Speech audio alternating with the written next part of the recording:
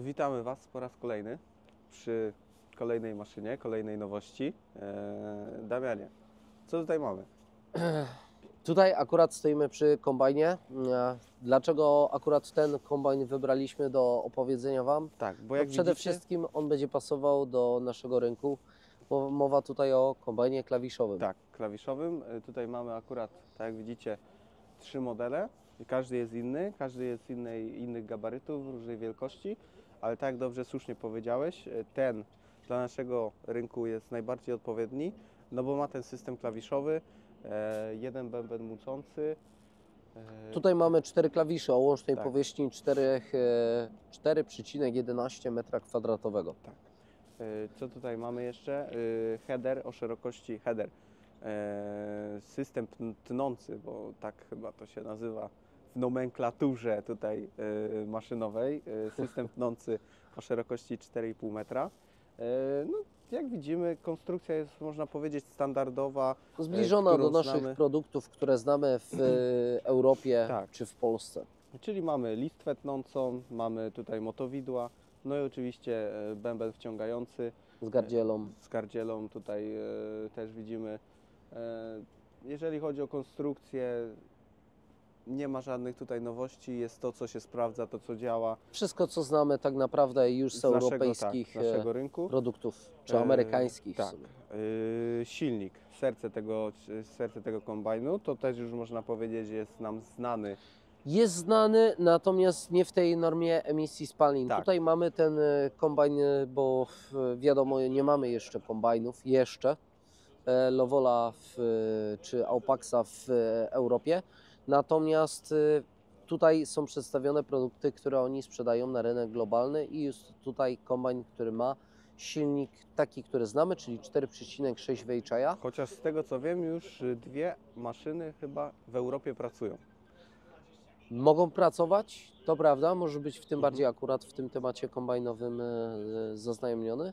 Natomiast dalej czekamy, aż my dostaniemy homologację i dopuszczenie, właściwie homologację to na silnik sam, Tak, bo ale dopuszczenie CE, bo z tego co wiem, kombajny nie potrzebują, tak jak ciągniki, homologacji, ale dokument homologacji, zgodności ale jak dokument najbardziej, jeżeli zgodności chodzi o CE. silnik, żeby spełniał najwyższe normy emisji spalin, czyli w naszym przypadku to jest Stage 5, no taki dokument musimy dostać. No tutaj akurat mamy silnik, oczywiście Weichai, 4-cylindrowy o pojemności 4,6 litra, mocy tutaj mamy 175 koni, Co czyli też pokazuje, jaki potencjał mogą mieć nasze ciągniki z tym silnikiem, bo jeśli taki sam silnik o takich samych parametrach ma wyższą moc, to daje na pewno niejednemu rolnikowi czy użytkownikowi do myślenia. tak, pewnie tu chodzi o przyrządowanie, czyli pewnie mamy tutaj zmienione turbiny, być może układ chłodzenia, no bo wiadomo, wyższa moc, wyższe temperatury. A niekiedy może być to tylko komputer.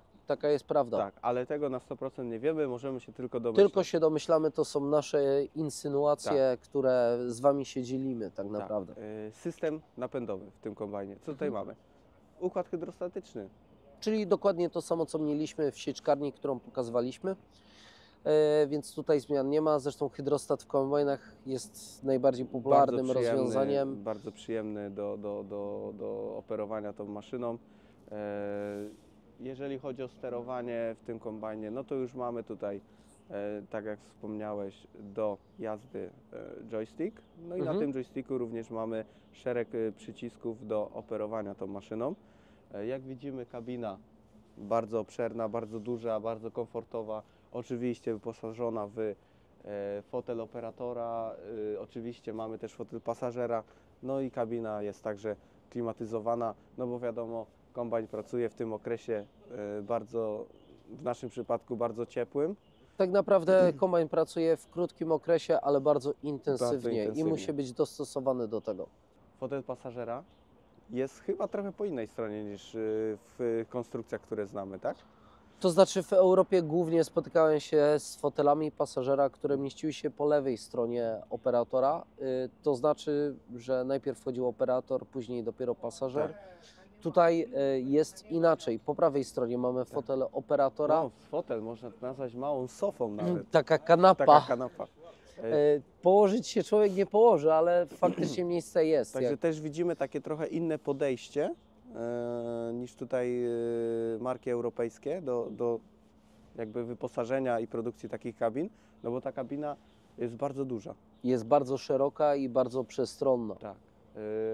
Idąc dalej, no powiedzieliśmy o układzie jakby tutaj mucącym, czyli tu jest bęben mucący, oczywiście klepisko, no i wytrząsacze 4 o powierzchni, tak jak powiedziałeś, ponad 4 metrów.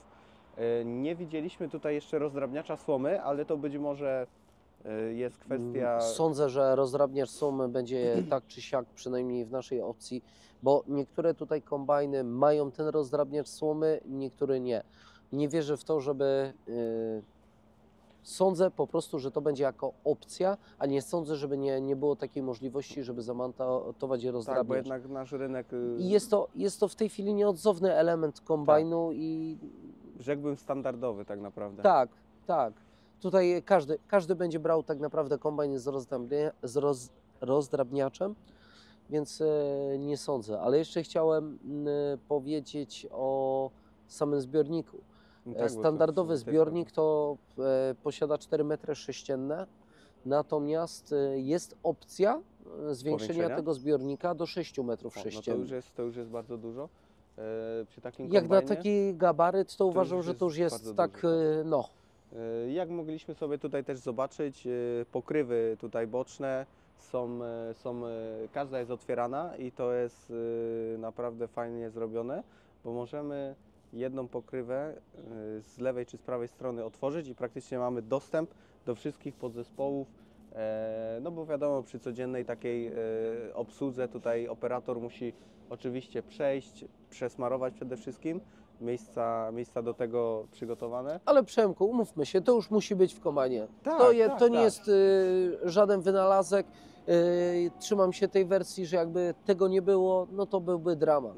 To musi być, podobnie jak ten rozdrabniacz słomy. Także dostęp taki inspekcyjny tutaj jest no, na wysokim poziomie, jak i jakość wykonania całego kombajnu. No, nie mamy się do czego przyczepić i chcielibyśmy go przetestować gdzieś na polu, nie? Ja mogę tylko powiedzieć, dodać, że momentami widzimy inspirację do europejskich i amerykańskich maszyn, które zostały zaczerpnięte po prostu, tak się troszeczkę uśmiechając powiem, Tak. od właśnie maszyn topowych na ten moment. Mówię na ten moment, bo mówimy, jak patrzymy tutaj na ogrom tych maszyn, to przyszłość kształtuje się ze strony chińskiej bardzo, może nie ofensywnie, bo to zabrzmi dosyć agresywnie, ale patrzą na to, co Europa chce, zwracają na to uwagę, no bo jednak jeżeli chcą z produktem wejść na ten rynek, no niestety muszą zwracać na to uwagę. To jest, Przemek, to co ja mówiłem. Wydaje mi się, że z tego rynku stricte mocno wschodniego oni w pewnym momencie poczuli się troszeczkę z tyłu, że ten rynek europejski ma potencjał. Zobaczyli, że zarówno Japonia, jak i Korea wyprodukowała czy maszyny, czy samochody, czy maszyny rolnicze i z tego idzie robić dobre pieniądze. No i postanowili nie tylko nadrobić zaległości, ale też idą w kierunku przebicia ich. Tak. Co pokaże przyszłość, to wszystko będziemy widzieli. Natomiast z naszej perspektywy potencjał jest. Jak to się rozwiąże, to dopiero zobaczymy. Tak, zatrzymaliśmy się przy tym, który nas najbardziej interesuje, czyli kombajn klawiszowy, ale mamy tutaj też i mniejszy, i większy model kombajnu rotorowego. Przemku, pokrótce tylko tak naprawdę, bo zostały nam 2 minuty do zbiórki. Mamy tutaj rotory, co prawda my to mówimy bardziej jako ciekawostkę, już poza tym, że spieszymy się, natomiast to nie jest na nasz rynek. Tak, no kombajny mają tutaj układ rotorowy, czyli nie mamy tych wytrząsaczy, tylko mamy jeden bęben jakby wzdłużny kombajnu. No, w jednym i w drugim przypadku, w mniejszym czy większym kombajnie mamy jeden rotor. No i ten omłot wygląda troszeczkę inaczej niż w tym klawiszowym. No tutaj niestety przy kombajnie rotorowym hodowcy najwięcej mogą mieć problem z pozyskaniem słomy, bo ta słoma jest mocno tutaj jakby może nie zdewastowana. Ale zniszczona, Ale zniszczona. umówmy się, że nie ma tych właściwości, która może mieć Tak. przy naszych klawiszach. Dlatego kombajn klawiszowy na nasz rynek myślę, że jest Przejdziemy do największym. tego drugiego teraz Dobrze, sobie. przejdźmy. I tutaj już ten układ rotorowy mógłby być zastosowany, no bo te większe jakby maszyny na naszym rynku, no też nie ukrywajmy, że posiadają ten system omotu rotorowego, czy to na jednym bębnie wzdłużnym, czy na dwóch. No i oczywiście no tutaj jeszcze nie widzimy takiego systemu jak system hybrydowy, gdzie mamy jeszcze w kombajnach europejskich rotor i bęben wstępny mucący. Także no, myślę, że to też nie jest koniec. Myślę, że w niedługim czasie też będziemy mogli to zobaczyć w tych kombajnach. No i będziemy czekali na rozwój tak naprawdę tej maszyny. No i w przyszłości no, chcielibyśmy go zobaczyć na naszych tutaj polskich polach.